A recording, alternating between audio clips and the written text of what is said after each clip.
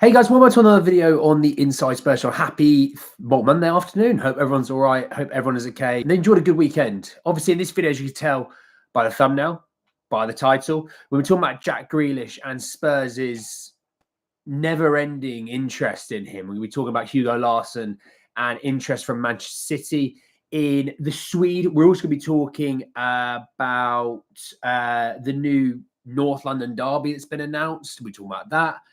Got quite a bit to talk about actually in this video. I think there's even more, to be honest. Yeah, we're going to be talking Cardoso and Liam Delap. So there you go. Plenty to talk about. Obviously, preface all of this with we don't exactly know who the manager is next season. Let's take it on face value, okay? You know how we do it, all right? But yes, let's jump in and let's talk. And we're going to start with Jack Grealish and this never-ending cycle of interest in the English international player. Now, look, the Aston Villa Jack Grealish, great. The Manchester City Grealish for a period has been very, very good, but for the most part, somewhat underwhelming. And that's okay to see. Now, not see. He is on bonkers wages. Okay. And people do get a bit annoyed why, you know, podcasters and YouTubers and things like that talk about wages. It's not that I don't think Spurs should be able to pay it. That's actually not why I say it. The reason why I mention it is it's not realistic to say Spurs will spend 300 grand a week on wages.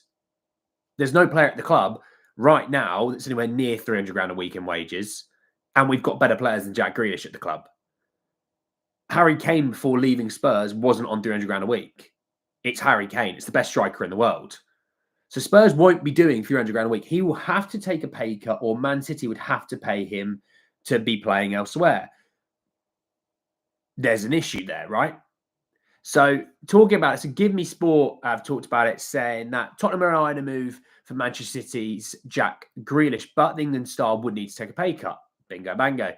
He's currently earning 300 grand per week at Man City. Tottenham's wage structure means that the star players do not earn more than 200 grand. That would put him in line with their top earners like Heung-Min Son. AC Milan supposedly interested as well in Jack Grealish. Came from Give Me Sport, obviously. AC Milan love just buying loads of random players and praying that it works. I don't get their transfer ethos. Maybe that's why they want Fabio Paratici to help them out. Look, I'm going to be real. Do I think a move from Manchester City might reignite Jack Grealish? Yes, I do. And I will also be real and transparent. I didn't want Marcus Rashford at the club. And Marcus Rashford's turned out to having a very productive loan spell with Aston Villa, obviously back in the England squad. Obviously scored a couple yesterday. So it doesn't mean that it's right or not, but also the key thing in all of this is it realistic? Marcus Rashford's on 300 plus grand a week. So again, it's like, even though Spurs can pay those wages, they absolutely, categorically can pay those wages, they choose not to. Hence why it's more like, I have to bring in the information and then preface it with, but Spurs don't do this. So Spurs to do it would be a real rock to the apple cart. And no offense, you'd have done it for Jack Grealish and Marcus Rashford, neither of which have been good for a long time. If you weren't willing to do it for a guy who was the best striker and is definitely the best striker in the world now, then who the hell are you going to do it for? So I don't see Grealish happening unless he takes a crazy pay cut. And I don't, like, he's got 2 years left on his contract come this summertime, so it expires in the summer of 2027. I don't see for a second Spurs going, oh, we'll be all over this. He'll take a pay cut. I've got 2 years left on my deal at 300 grand a week. I want my 300 grand a week. So if I'm moving, Manchester City better start paying some of my wages. And Manchester City are probably going to want someone to take on at least 2/3 of their wages. They're not, the Man City aren't wanting to spend crazy amounts of money on him playing elsewhere. So I just don't see it. Do I think it could get reunited? And do I ever look at Grealish and think, that's a Spurs player? He should have played for Spurs. He screams Spurs. He does. And we could have had him a long time ago if we weren't so inept in the transfer market. But for what we are right now, I don't see it making a ton of sense, you know. Sorry, morning, Sonia, afternoon, Spurs, Jake, and Aussie Ange hater, Jazz, Simo, Wizards. How are we all? Twitter Spurs turn their noses up at Asensio and Rashford, and we got to tell. I don't think we were ever linked to Asensio properly. And Rashford, yeah, I'll be happy to explain this, Simo. I turned my nose up at Rashford because he's not done anything for 3 and a bit years. And 350 grand a week, I expect world-class player every single week. And that's why I didn't want Marcus Rashford. So happy to hold my hands up and say, hey, he's having a good few weeks. Still doesn't make up for the 3 years that he wasn't very good. So that's the reason why I didn't want him personally. It's each of their own. Would Teller been my number one guy? Absolutely not. Absolutely not. And I back, obviously, regardless of how you feel about managers, I always back their decisions because they're the ones who are doing the job. We are enthusiasts of Spurs. They are paid by Spurs to do a job. And if they feel a certain player is the right for them or not right for them, I totally get it. I mean, I didn't want Axel Disasi, and they did. He's having a decent loan spell. He's not injured. He's played a couple of games. He's looked all right. So sometimes players per club don't work out as well as players by another club as well. Like I would say Jack Grealish is fantastic. Jack Grealish is fantastic if he is not in such a rigid system. I don't think it's worked with him at left wing. Other than that one really hot spell that he had, I don't think it's truly worked. And I think him at a different club would work. And I think it would reignite him. But my key issue is it's wages. And I have to be realistic. As much as I might want a player, I have to be realistic. Spurs aren't going to pay 300 grand a week. They didn't want to do it for Harry Kane. And Harry Kane is Rashford, Asensio, Tell, and Grealish all put together. He's better than all of them. So that's the issue that I have with it, you know. But it's each their own. Horses for courses. Moving on to Larsson flavoured news. Manchester City have entered the race for Hugo Larsson. This is coming from Florian Plettenberg, sorry, I forgot to say. The 20-year-old top midfielder is keen of their interest. Frankfurt have been informed first initial talks have taken place. Supposedly, they're demanding 60 million euros because Larsson is under contract until 2029.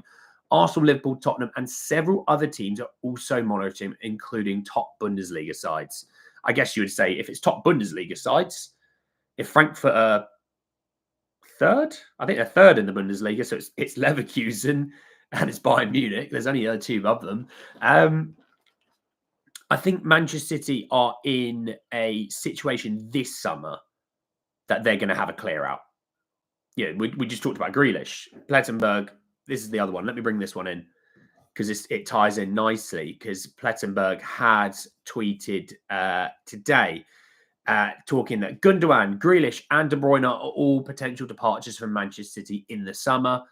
Manchester City are planning a squad overhaul and Florian Wirtz and Hugo Larsson are 2 Bundesliga players City are seriously considering. So there you go. Well, if City are lurking and they're going to clear out their chance, they're clearing out the older players, then if I'm Hugo Larsson, I'm going, hang on a second. Gundogan's gone. Rodri will be back, but Gundogan's gone. De Bruyne is gone. Grealish is gone. I'd assume Kovacic might be on his way out, potentially. He looks off the pace. I watched him Bournemouth yesterday. He looked off the pace a little bit. You can tell they seriously miss Rodri. Seriously miss him. I'd be all over this if I was Hugo Larsson. I'm like, one of the best teams in the world. Treble winning side from a few years ago. Pep Guardiola playing in midfield with Rodri and who's another good midfielder they have that might play in the midfield with them? You might even say Phil Foden. I'd be like, hell yeah, I'm all over that. Oh yeah. Now, obviously Nico O'Reilly looks great coming off the bench yesterday for City, and he is a midfielder, so you factor that in. But if they move off Gundo, they move off maybe Kovacic, De Bruyne is gone. That's technically a whole midfield that could be gone. So I don't know about that one. That could be interesting though. Have a Rodri, Larsson, Foden midfield. That would develop pretty nicely, I think. Stuart McAtee and O'Reilly. My key thing in all this point is I just don't see Spurs beating Man City to him. The only way, this is the other key thing. I think the other thing that I want to mention with all of our transfer activity this summer, if Spurs were to get a new manager, okay, players are going to be going, right, well, I'm going to wait. Well, sorry, no, players aren't going to wait for you to take your time, get the new manager, waste another month of the transfer window. By that point, players have already moved. They want to get their summer moves sorted, then go on holiday ahead of pre-seasons. There's no international football. So, there is no excuses, by the way. If it is Johan Lang that's running our summer window, there's no excuses, Johan. You've got to have a great summer this summer. Oh, we've got a few more 18-year-olds. Johan, what about the guys? We need some guys that are ready to go now. More 18-year-olds. It's like, okay, Johan, bit of a weird type. It's a joke before someone cries about that. This summer, if you are getting a new manager, you have to, genuinely, let's say Europa League, we get to the Europa League final under Ange, right? So regardless of the result, if you are moving on from Ange, from that next day onwards, you move on from him and you're trying to get a manager in with the next week, right? Because there'd have to be a plan in place. If Ange has be gone, who is the next guy? Who's the top of the list? And it's move quickly. Because what it is if you waste time, you are basically screwing the next manager over. Because let's say the next manager, right, really wants Hugo Larsson. Like, that's his number one guy. He might not be, but just for example's sake, if you waste time and he goes to City, therefore you're not supplying the manager of what he needs. And we love it at Spurs. We don't supply managers at any point anyway. But at least maybe for once you could just try and give him some players that he wants. It's all these things, so hopefully if they are moving on from Ange, let's say if we go out against Frankfurt, you're probably in a position where, look, we're going to be moving on from Ange, be setting the ball in motion that literally as soon as the season's finished, Ange is gone, next manager's basically in. Knowing Spurs, it probably won't happen like that. Actually, no, it might, because they screwed Poch and had Mourinho waiting outside. Dumped Poch out the back door, brought Mourinho in the front door, so they might actually. But yeah, the longer you leave it, the more you're going to screw the next manager. If it isn't Ange, obviously. There's a lot of if, buts, and maybes for the rest of the season. We shall see. Obviously, by the way, preview for Chelsea is tomorrow. We'll be doing the preview for Chelsea tomorrow. I'm really looking forward to doing a preview. It's been a long time since I've had to do a preview or review, so I'm looking forward to that, and the loan roundup. I'm looking forward to doing the loan roundup again, because I'm going to come to a guy who's going to feature quite heavily in the next loan roundup, and that's Johnny Cardoso. Now, if you're not aware, Real Betis played last night. They were 1-0 down to Sevilla in the Seville derby. I was looking at the stats, and apparently Betis hadn't won against Sevilla in the Seville derby for a long time. And 1-0, ball gets whipped in towards sort of the edge of the box. And who's the guy that's flying in and hits that absolute almighty volley? Oh, Johnny Cardoso. Now, obviously, Cardoso has that buy option. He doesn't. Spurs do. It's about 25 million euros, about 22 million pounds. If that buy option is taken, right, and the new manager isn't in, or, Ange doesn't want him, for example. Let's say Ange is here or the new manager isn't here yet, and he gets bought, just know that is not a signing for a manager. That is a signing for the club because it's cheap. Oh, look, no, we brought a new midfielder. He plays in the top 5 league. He played in Spain. He played for... It's like, yeah, but it's also cheaper than a lot of the other holding midfielders you could be going for. I would say David Fratese scored yesterday for Inter Milan against Udinese. I actually watched this game because we were linked with Simeone Inzaghi, so I've been watching a lot more of Inter recently. He scored yesterday. He's going to cost more than Cardoso. He might not be a flat out holding mid though. So it's the issues that you're finding. They'll take this option. They'll bring him in. He's the cheap, quick, and easy option. They'll do it. You know what I mean? Grealish, another winger, then beats his man, then puts in a decent cross. Can't believe Nuno's fourth in the cup semi-final. It's madness being a Spurs fan. Well and truly cursed. I mean, let's be real here.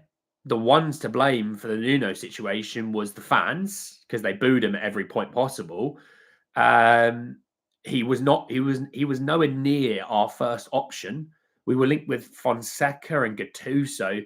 We were twerking for Conte, and Conte was like, "I'm better than you." He was like our fourth or fifth, sixth or seventh option. We didn't really try and supply with people that were ready to go right now as well. So, I mean, good for Nuno. Good for Nuno. I don't, I'm not good. I was obviously any manager. I support them at the start, hands down. I'm glad that he's doing well. He's had a bit of a career renaissance. He was good at Wolves as well. He wasn't even bad at Wolves, But Spurs, we have unfortunately, not all of us, the loud minority on Twitter believe that Spurs should have 80% possession every game, tiki-taka, and score 12 goals. Well, Nuno's game has never been about that. Nuno's game is 35, maybe 40% possession. We sit back, we don't press, we don't work hard until they get to the right areas. Then we work hard and we counter-attack and score. And unfortunately, that's not our game. Harry Kane didn't want to play for him, really, let's be honest. He was desperate to get out of the club when we signed Nuno. So good for him, but it is what it is. Who would you want to see come into your midfield? Richie from Torino, Edison Cardoso, João, and Angel Gomez. Oh, well, Edison would be the guy that I want, Callum. You know that. Callum, obviously, when we were Dorgu fan club, he was the other guy that I wanted. So Edison would be the guy I wanted. He'd be a lot cheaper than everyone else. Do you mean João Gomez? João Gomez from Wolves, isn't it? I was thinking João Neves, and I was like, he's at PSG. He's at PSG. Morning, Brian. If I'm Tottenham and see that West Ham want to cash on Kudus, then I would try and offer Jono cash. What do you say? I still think we would need one more senior winger like Gittins from Dortmund. Well, the offer supposedly that will come in for Kudus is 84 million. West Ham would take that over 100 million to Spurs. And you got what you think of Johnson's value, then add up the rest. So if you think Johnson's worth 25 million, then you're spending 75 million on Kudus, and we're not doing that. And I think you could get better value than that as well. 100 million for Kudus, I think you get better value for that. Absolutely.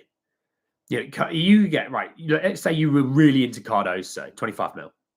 75 mil left, right? So you might go Jonathan Davids, where the signing on fee might be about 10 mil to him. Okay, let's say it's 10 mil. Cool. All right, that's 35 mil. And you can get an Edison if you wanted to.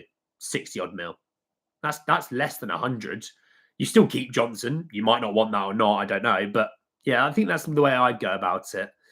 You're not advocating Nuno as bad fit. Just you get the right fit and give the right players where you can go for. Well, also the other thing, Simo, is their chairman wants to win. Their chairman pumps money into their club, fights off financial fair play as many times as he physically can. He pushes the limits. Our guy goes, oh, that's the limit. I'm going the other way, so I don't care. Where's the sign from? It's a gift from my brother. Anyway, moving on. We have got a little bit of news surrounding Liam Delap. Sorry, I was just finding it. So Graham Bailey through TBR have said that Newcastle are ready to battle for Liam Delap this summer. And supposedly they understand the forward would be open to moving to Ipswich. Now, this would, for me, signal that Isaac might be going. And supposedly the thing that's been heating up is Isaac to Liverpool and Gyökeres to Arsenal.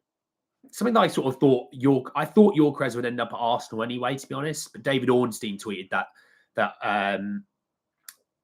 Arsenal have started the process of talking about Gyökeres. So if that's the case, then Liam Delap makes a ton of sense for Newcastle. I mean, we've been linked to Liam Delap, hence why I'm bringing this in, right? We obviously have Solanke, okay? We have Solanke. We know Solanke's here next season. We know that. Delap being available, and he's looking at Newcastle. Newcastle are guaranteed European football next season due to the Carabao Cup win. So he's like, well, I've got European football. If Isaac moves on, I'm the starting number 9. They love a bit of an English thing up there, with Hall and Livramento and Byrne and Pope. That's just a back 4. Well, another centre back, you could put Lascelles in there. There you go. There's a whole back 5 of English. You got Lewis Miley and you got, Gordon and Barnes and Murphy. He'd fit right in, to be honest. He'd fit right in. Obviously, I still think for some reason City will bring him back.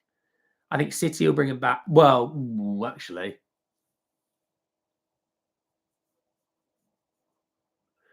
Marmoush signing for City might change that a little bit. But then they use Marmoush sometimes on the left. They use him in the sort of centre attacking mid area. Yeah, maybe still. I mean, because I just think City needs some fresh attacking options, and he is a City boy as well, so it makes a lot of sense because they got a cheap buy option back, I think, or they got the first refusal on him or something like that. I could see Delap winding up at Newcastle, hands down. It makes a ton of sense. They're going to pay me loads of money on wages. Isaac, he'd be out the door. I mean, Newcastle might even look at it and go, look, if we sold Isaac, Delap, I think, is younger. I don't think it's a lot in it, but I think he's younger. We sign him for a third of the price. I think Newcastle will fetch 120 mil about that for, I think, Isaac. So let's say Delap's 50 mil. You still got a big chunk of money to help the rest of the side. It does make a lot of sense.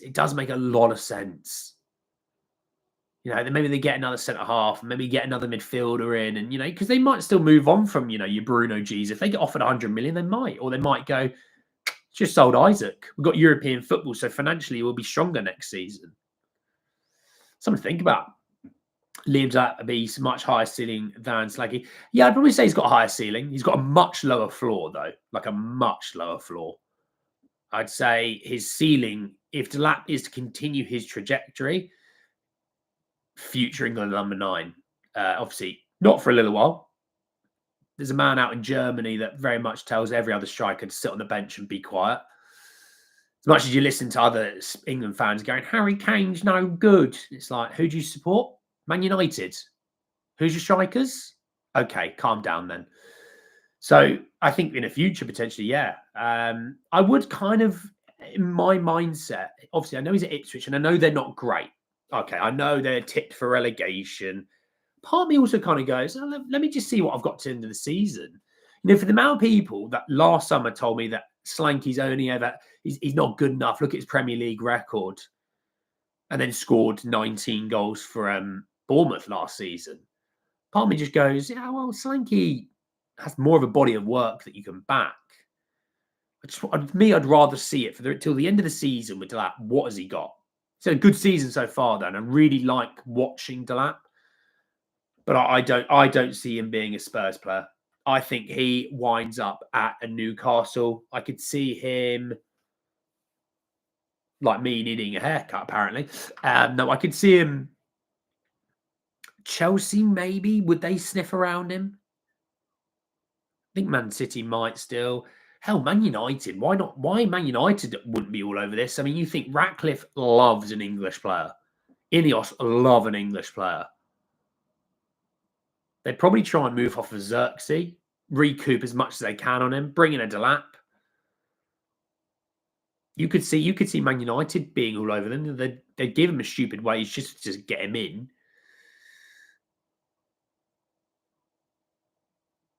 Yeah, I just think because of Solanke, I think some players might be put off. Obviously, if they are put off by this, it's the thing that we have with Harry Kane. Players didn't want to come to Spurs because they saw Harry Kane and thought, when am I going to play enough? If you don't think you're going to play enough, I'm not interested in you. It just shows you're scared of competition. You're scared to fight for a place. I don't want that. I want players that want to fight for places. I want players that want to, Oh, yeah, he's quite good, that James Maddison. I want to get in ahead of James Maddison. You know, oh yeah, Heung-Min Son's there. Oh, I should want to get ahead of Heung-Min Son.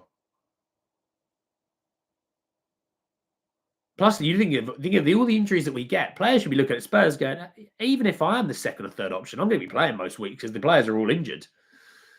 Medical. I mean, the only issue is they would look at it and go, yeah, but if I get injured, the medical team aren't going to have a clue what I'm going to be doing. So it's like, oh, I don't know.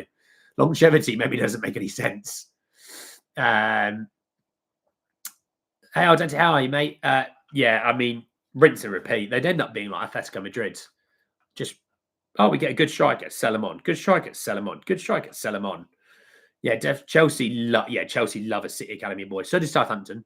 Might be a stretch for them this time, though. To be fair, it's Harry Kane. Harry Kane, look, for all of the PR of like the Jude Bellinghams and people like that, it's like, Harry Kane is England's best player by a good country mile. The world's best striker. I saw, do you know what's so funny? This is my last point. I saw Bayern Munich fans go, yeah, but like Lewandowski was past it when we got him. You mean the same Lewandowski who's top of the La Liga goal scoring standings at the moment, ahead of Kylian Mbappe? The amount of people that tell me Kylian Mbappe is same level as Harry Kane. No, he's not. Shut up. Not interested. Just not, flat out not interested in your argument. You play too much FIFA. You don't watch enough football. Could we replace Kane with Kane? We could replace him with the Big Red Machine Kane from WWE. He's a bit old now, but he's, good target man. He's like 7 foot. Get the balls into the box, just saying. But anyway, thank you so much for joining me this morning. Back tomorrow, Lone Roundup, Chelsea preview. Cannot wait to do both of those. Join me then. But obviously, enjoy the rest of your days, your mornings, your afternoons, your evenings, wherever you are in the world. I'll speak to you all tomorrow to talk more about actual Spurs football coming up. Take care, everyone. Peace.